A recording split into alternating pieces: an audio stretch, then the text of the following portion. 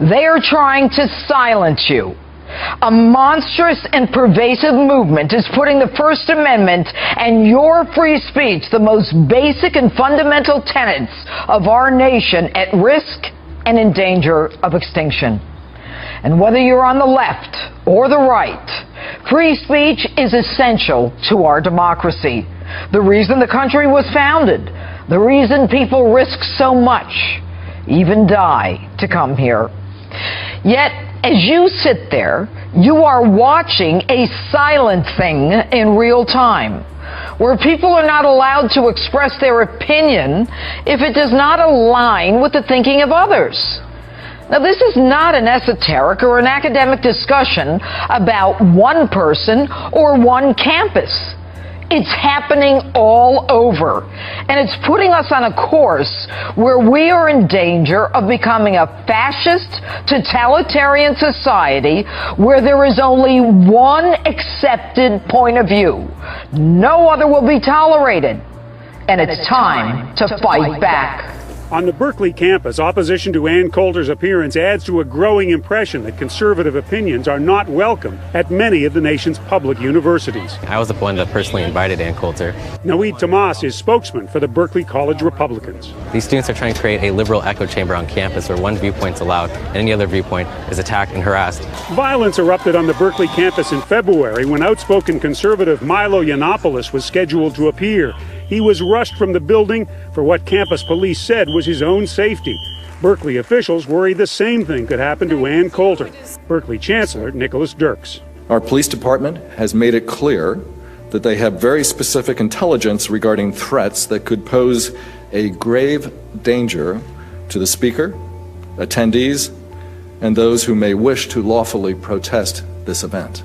Demonstrations against conservative speakers have turned violent on campuses from NYU to the University of Washington in Seattle, where one man was shot in a clash between protesters.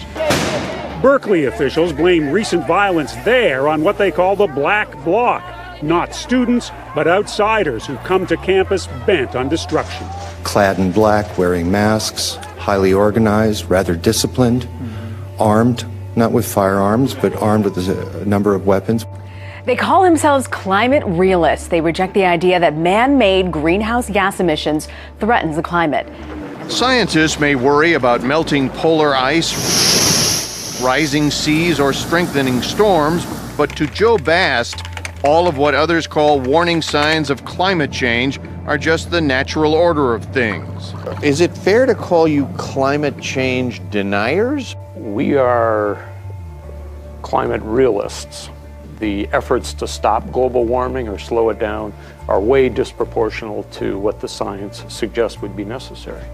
From this office park near Chicago, Bast runs the Heartland Institute, a conservative think tank waging what he insists is a nonpartisan information war. But if you look at the opinion polls, I think the American public are on our side. They say, okay, maybe climate is changing, maybe there's a human impact.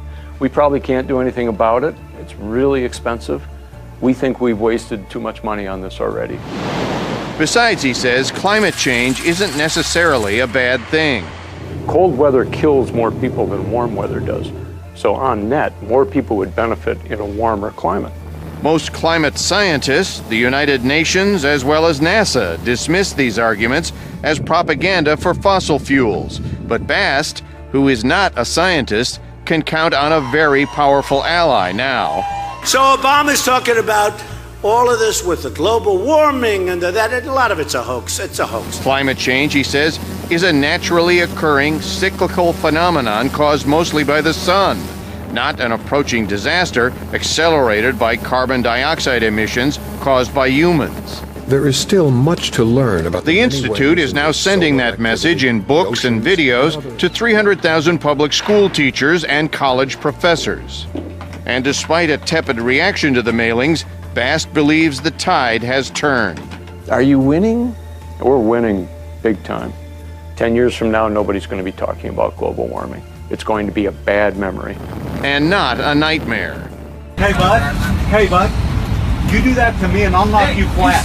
This video recorded by a passenger in the moments just after an intense confrontation between a mother traveling with 2 young children and an American Airlines flight attendant. You can't get violent with baby. Just give me that face stroller, please. Witnesses say the flight attendant nearly struck one of the children as he was trying to remove the stroller from the overhead bin. I was very upset and grabbed it and just pulled it and yanked it off, sort of violently yanked it, and stormed off the plane with it. Within moments, Tony Fierro, a fellow passenger, stands up to demand answers from the cabin crew.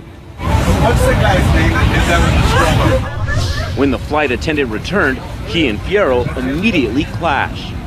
Hey, bud, you do that to me and I'll knock you flat. You stay out of this. Come on, come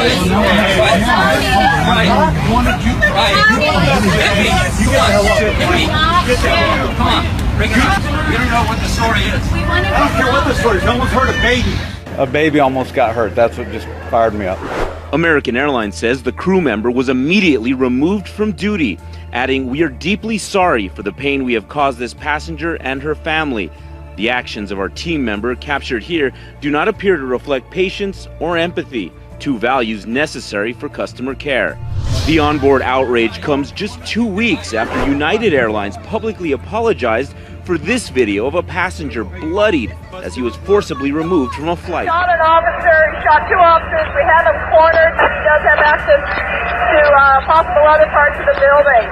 So we're in a holding pattern right now. Chaos in the downtown streets of Seattle tonight. A desperate and frightening and intense situation. 2 police officers shot. It all started as a busted 7-Eleven robbery, then a foot chase through the streets, and hand-to-hand combat. It all ended with shots fired. This is still an active crime scene. One of the police officers hit in the face by a bullet. The other shot, but the vest stopped the bullet. Both recovering in the hospital tonight. Civilians in the area told to shelter in place as the battle played out in the street. Back now with a heart-stopping moment caught on camera. A young child tumbling from the back of a church bus right onto a highway. What happens next may have saved her life. Dramatic moments playing out on this highway in Arkansas. Keep your eye on that white church bus ahead. Out of nowhere, the back door swings open. Clinging on for dear life is a 4-year-old girl. Seconds later, the girl falls to the ground. Unaware of what just happened, the bus driver keeps on down the road. Witnesses say it would be 15 minutes before the bus returned. The little girl now motionless in the middle of a state highway. I saw it happening and it blew my mind. It was kind of like I wasn't even seeing what I was seeing. You know, it looked like it was a movie. Ryan Ciampoli, a certified EMT and volunteer firefighter, happened to be driving behind the bus, his dash cam rolling. That's him there rushing to the little girl, cradling her in his arms. Moments later, the 4-year-old regains consciousness. I couldn't leave her just laying there. He carefully lifts her up while his girlfriend is on the phone with 911. Once the adrenaline and the shock kicked in her little body, she started kicking and screaming and, you know, where's my mommy and things like that. So stuff like that's really heartbreaking. Whenever a case can be made, we will seek to put some people in jail. Federal prosecutors are assessing whether to file charges related to the release of stolen U.S. information by the anti-secrecy organization WikiLeaks. We are going to step up our effort and already are stepping up our efforts on all leaks. Led by Julian Assange, WikiLeaks has published classified information, including nearly 750,000 sensitive documents from Chelsea Manning. In September of 2011, Assange shared his mission with 60 Minutes. If you're a whistleblower and you have material that is important, we will accept it, we will defend you, and we will publish it. Last year, the organization came under fire for publishing thousands of emails from the campaign of Democratic presidential nominee Hillary Clinton. WikiLeaks! I love WikiLeaks! The Justice Department inquiry comes as the CIA and the FBI are looking for an insider, either a CIA employee or contractor, who exposed top-secret government documents and hacking tools. Sources familiar with the investigation say it was someone who had physical access to the material. From his Ecuadorian embassy's safe house in London,